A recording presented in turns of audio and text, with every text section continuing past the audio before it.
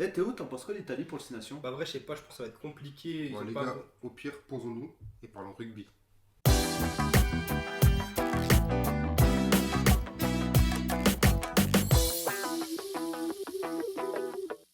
Bonjour à tous et à toutes et bienvenue dans Parlons Rugby.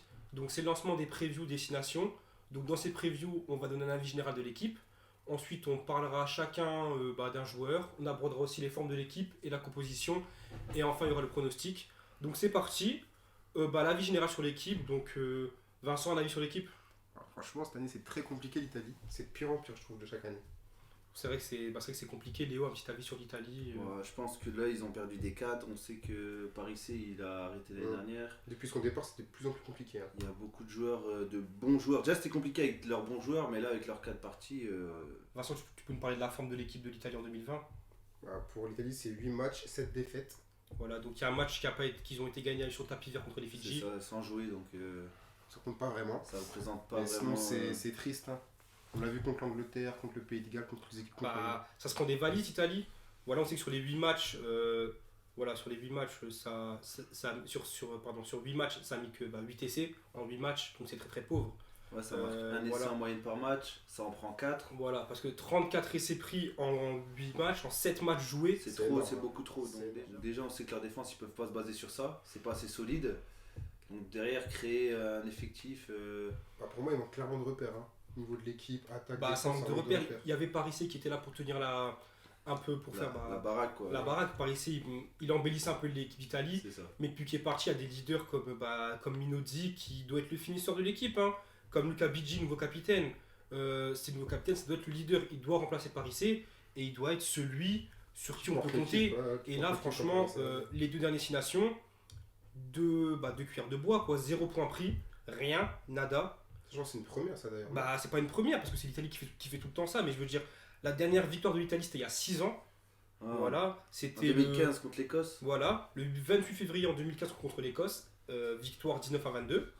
Et la dernière victoire à domicile, c'était il y a 8 ans, contre l'Irlande 22-15, il y a 8 ans. C'est-à-dire que ça fait 8 ans là, Il gagne plus à que domicile, voilà, c'est énorme, hein. c'est quand même affolant une équipe comme ça. Donc la question qui peut être posée aussi les gars, je sais pas, c'est est-ce que l'Italie... Qu'est-ce que l'Italie fait encore Voilà. en destination? Moi je parle de la Géorgie, t'en penses quoi Vincent par exemple? Moi, je suis d'accord avec toi. Pour moi, ils ont clairement plus leur place dans le 6 Nations. Et toi l'autre, t'en penses quoi pour la Géorgie? Je pense que même si on met la Géorgie, ça sera le même résultat au final. Je pense que l'Italie est trop faible pour jouer 6 nations. Parce qu'on le voit à tous les matchs, c'est des points de bonus offensifs contre eux, c'est des bonus. On sait contre la France, ils arrivent à souvent C'est l'équipe contre laquelle ils arrivent à se C'est vrai, galvaniser. c'est et émerveiller faire des gros matchs. la chose, Je sais pas pourquoi d'ailleurs. être de plus en plus fort. Après, voilà, quoi, ça reste des compétiteurs, mais Ça lâche très vite. Pendant le C'est match, ça. ça lâche très vite. le niveau est trop élevé par Trop rapport à élevé eux, pour quoi. eux. On va passer, je pense, aux joueurs à suivre. Donc on va tous présenter un joueur que on va suivre pendant ces 6 nations-là. Et après, on mettra une petite liste d'autres joueurs à suivre.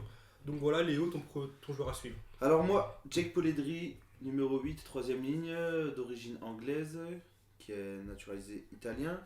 Il joue à Trévise, 24 ans. Moi, quand j'ai regardé les matchs de l'Italie, c'est vraiment lui qui sortait du lot. Ouais. Franchement, il avance sur chaque impact, C'est solide, ça qui était vaillant. Ils ont besoin de ça, l'Italie. On se rappelle que Paris C faisait des différences, il Énormément cassait de des différences. lignes. Voilà, Ouais, lui, ça. c'est exactement ça. C'est Gros un peu défenseur, le gros Marc Lefebvre, ferrailleur, quoi, voilà, l'Italie. un troisième ligne surpuissant et je pense qu'il faut se baser sur ça pour pouvoir avoir une attaque potable. D'accord. Voilà. Vincent, ton joueur? Moi, c'est Thomas O'Hallan, donc demi-ouverture, 26 ans. Il joue également à Trévis, il a 57 sélections. Et là, en 2020, il a joué 6 matchs, 30 ans de titulaire et 30 ans de remplaçant pendant l'Autumn Cup. Et il a perdu son poste de titulaire quoi, au détriment de Paolo Garbizzi, Théo. Ouais. Ton joueur à suivre. Oui, voilà, donc moi je vais suivre ce jeune ouvreur de 20 ans qui joue aussi à Trévis. De toute façon, l'Italie, il y a beaucoup de joueurs qui jouent à Trévis. Hein, Les c'est- 3 joueurs jouent à Trévise. Voilà, il y a beaucoup de joueurs de l'Italie qui jouent à Trévis. Donc Paulo Garbizzi qui a gagné sa place de titulaire pendant l'Autumn Cup. Donc c'est le joueur que je vais suivre. Pourquoi? Parce que ça va être un duel intéressant à suivre entre les deux joueurs italiens. On sait que Thomas O'Hallan c'était un peu le fer de lance de cette équipe avec Paris C. On parlait beaucoup de Thomas O'Hallan. Voilà, ça devait être lui, ça devait être le leader, ça devait être lui qui devait souffler un nouveau souffle. Mais Il est là, un peu déçu. il a déçu. Il a perdu sa place Clairement contre déçu, Garbizzi, ouais, 20 ans. Hein. voilà. 20 ans qui fait partie de la jeune génération C'est italienne ça. et qui je pense peut performer et qui doit vraiment on parle pas de gagner les 6 nations pour l'Italie, c'est pas Non, possible. c'est impossible. Mais on parle au moins de regagner des matchs. Vraiment, Voilà. regagner des matchs parce que au plus on avance, au plus on se dit l'Italie, qu'est-ce qu'ils font là? Et on le voit contre la France, ça énerve même les autres équipes parce que l'Italie font perdre au goal average. C'est ça. Voilà, ils font perdre En au fait, goal average. c'est ça. En fait, ils gonflent le goal average Voilà, de et chaque équipe et c'est à celle qui mettra le plus d'essais qui en prendra le moins contre l'Italie. Et donc, Comme c'est l'Angleterre aussi compliqué. les dernières destinations. Hein. Voilà. Ils leur ont mis énormément de points et c'est ce qui fait un peu aussi la différence avec la France. Donc au goal average, ça compte. Et c'est compliqué, voilà, donc l'Italie c'est compliqué, mais elle peut aussi, donc ça, il y a aussi d'autres joueurs. Après, il y a aussi Matteo Minozzi. Ouais, Ça peut devenir le meilleur marqueur de l'Italie. ouais. Et ça Mais doit être le finisseur ça doit être lui. numéro 1 de l'Italie. Petit parce joueur feu follet là qui. Ouais. Parce que l'Italie Il marque marque pas d'essai, ils marquent aussi, pas, ouais. puis leur fort Mais je sais Voilà. que contre la France, il a fait quelques différences. Ouais. C'était pas. Ah si, il est c'était bon, pas il mauvais, gagne, hein. il gagne C'était pas mal de mauvais. duels et tout. Mais voilà, Bon joueur. Voilà, donc après il y a des bons moins de 20 ans qui arrivent, une génération très jeune qui est vraiment forte, on l'avait vu. oui, il y a par exemple Stéphane Varney, qui est un jeune numéro 9 de 19 ans, qui a aussi été titulaire avec Garbidi donc en charnière. Ça peut être intéressant de former une charnière jeune, hein. On Jeune. sait que pour l'équipe de France, ça a fonctionné. Pourquoi pas, il y a aussi d'autres joueurs comme Nicolo Cannon, voilà, qui est titulaire indiscutable à 22 ans, au Ouais. poste de seconde ligne. Futur leader de l'équipe, on le souhaite. Et voilà, donc Il il y faut a qu'ils d'autres acquièrent joueurs. l'expérience quoi. Je pense Voilà. que là ils vont devoir faire étape par étape leur reconstruction pour essayer, comme on dit, gagner des matchs et ça commence par ça. La composition probable, donc là elle s'affiche à votre écran. Donc c'est une composition qui a été faite en fonction de 2020 parce qu'on rappelle qu'on tourne du coup le 17 janvier. Que les groupes ne sont pas encore sortis. Voilà. Il peut y avoir de modifications. Donc nous on s'est basé vraiment sur ce qu'on a vu, sur ce qu'on pense être bon, mais il peut y avoir quelques différences. S'il y a des blessures jusque-là, on ne le souhaite pas bien sûr. Voilà. Voilà Donc, l'équipe la donc, petite avec composition des, probable, ouais.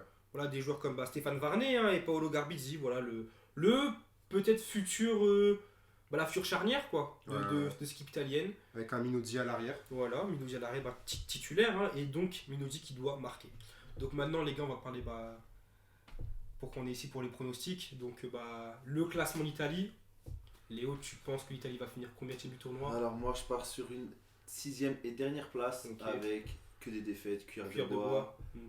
J'espère que dans le contenu de chaque match, Mm. ils vont pouvoir s'en sortir, Ouais. montrer une belle image. Mais je vois vraiment pas l'Italie gagner, même contre le Pays de Galles qui est en deçà en ce moment. Franchement, l'Italie, je les vois vraiment en dessous. Ils ont des jeunes joueurs et je pense que ça fera pas l'affaire. D'accord. Et toi Vincent du coup? Bah, moi, je rejoins Léo. Cuir de bois, 6ème, 0 victoire. C'est malheureux, mais c'est l'Italie hein, pour l'instant.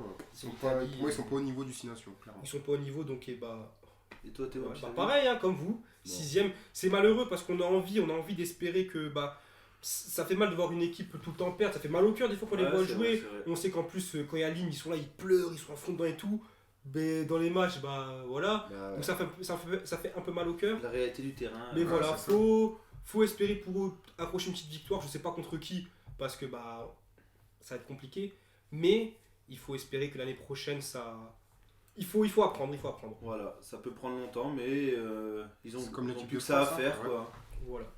Donc c'est la fin de la preview d'Italie. Merci d'avoir regardé la vidéo. N'hésitez pas à liker, commenter, partager, Et suivez-nous sur nos pages Facebook, Instagram et Twitter. qui s'affiche juste ici. À la prochaine. Salut! Ciao.